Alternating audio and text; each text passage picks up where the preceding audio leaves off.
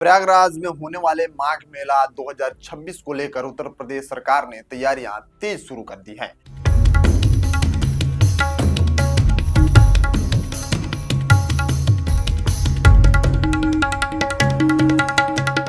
मुख्यमंत्री योगी आदित्यनाथ ने माघ मेला 2026 की समीक्षा बैठक में स्पष्ट और सख्त निर्देश देते हुए कहा कि मुख्य स्नान पर्वों पर किसी भी तरह का वीआईपी प्रोटोकॉल लागू नहीं किया जाएगा। मुख्यमंत्री ने दो टूक में कहा कि माघ मेला आस्था का पर्व है और इसमें सभी श्रद्धालु एक समान हैं। अब नमस्कार स्वीकार करिए, आप देख रहे हैं नेक्स्ट जन ब्रॉडकास्ट में हूं आपके साथ शुभम उपाध्याय। मुख्यमंत्री योगी आदित्यनाथ ने कहा कि देश विदेश से प्रयागराज आने वाले करोड़ों श्रद्धालुओं को सुरक्षित, स्वच्छ और सुव्यवस्थित वातावरण उपलब्ध कराना सरकार की सर्वोच्च प्राथमिकता है।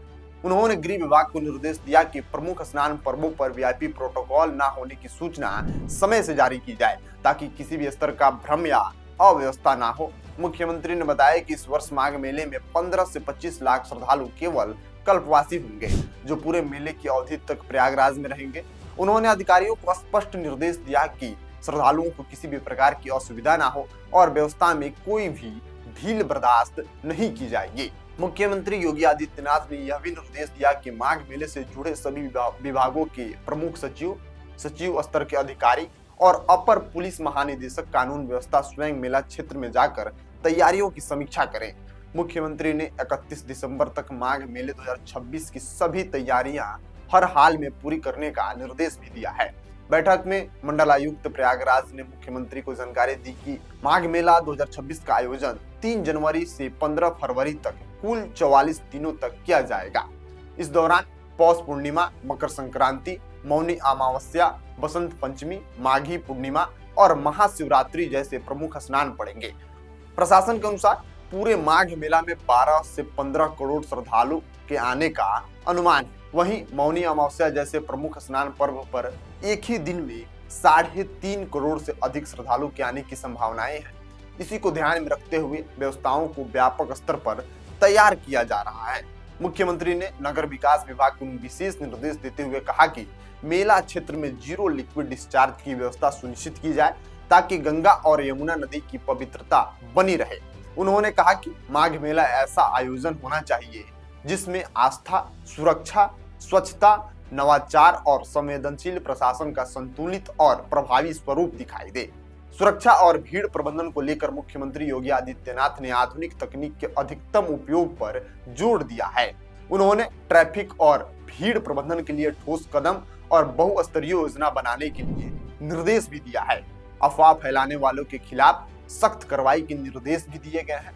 मुख्यमंत्री ने बताया कि माघ मेला क्षेत्र में एसआई आधारित सर्विलांस और भीड़ प्रबंधन प्रणाली लागू की जा रही है। इसके साथ ही पुलिस कर्मियों के बेहतर व्यवहार को सुनिश्चित करने के लिए विशेष प्रशिक्षण देने की निर्देश भी दिए गए हैं। मुख्यमंत्री ने एनएसएस स्वयंसेवकों और एनसीसी कैडेट्स को सहायता देने के लिए अपील भी किया है। नाविकों के साथ समन्वय बनाने और खान पान और अन्य सेवाओं के शुल्क को नियंत्रित रखने पर भी जोर दिया गया है। मुख्यमंत्री ने कहा कि माघ मेला 2026 सुविधाओं और तकनीकों के स्तर पर एक नया मानक स्थापित करे। श्रद्धालुओं की सुविधा के लिए पहली बार ऐप आधारित बाइक टैक्सी सेवा शुरू की जा रही है।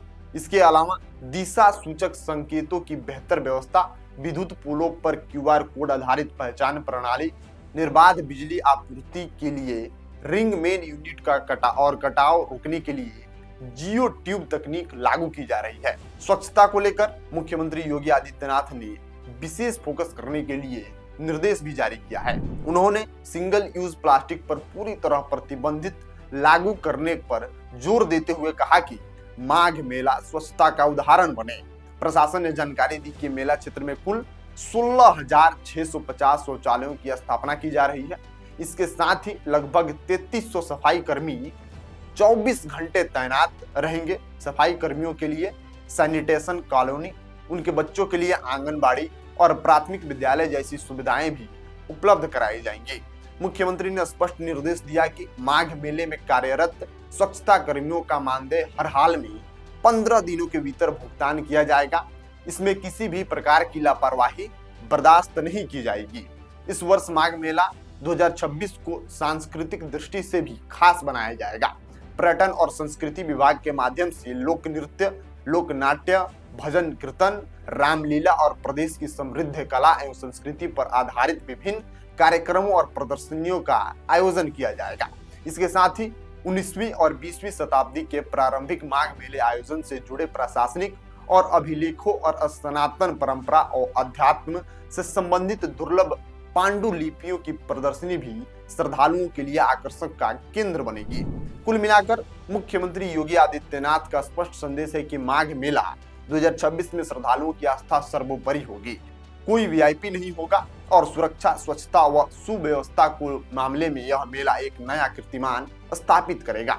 ये पूरी तैयारी जो थी वो माघ मेले 2026 को लेकर थी, जिसमें योगी आदित्यनाथ प्रदेश के मुख्यमंत्री हैं और खुद से मॉनिटरिंग कर रहे हैं कि माघ मेले में जो अनुमानित 12 से 15 करोड़ श्रद्धालु आने की संभावनाएं हैं, उनके रहने में, उनको स्नान करने में, उनके खान पान में, उनके शौचालय के लिए हर चीज का जायजा खुद जाकर ले रहे हैं और हर विभाग को निर्देश जारी कर रहे हैं कि यहाँ पर ऐसा होना चाहिए ताकि जो भी श्रद्धालु आए या जो भी 44 दिन के लिए कल्पवासी आए, उनको किसी भी प्रकार की कोई परेशानी नहीं हो।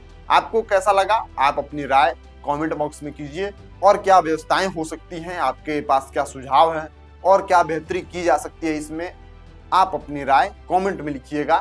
मिलते हैं अगली वीडियो में, तब तक के लिए आप बने रहिए नेक्स्ट जन ब्रॉडकास्ट के साथ। मैं शुभम उपाध्याय, बहुत बहुत धन्यवाद आपका।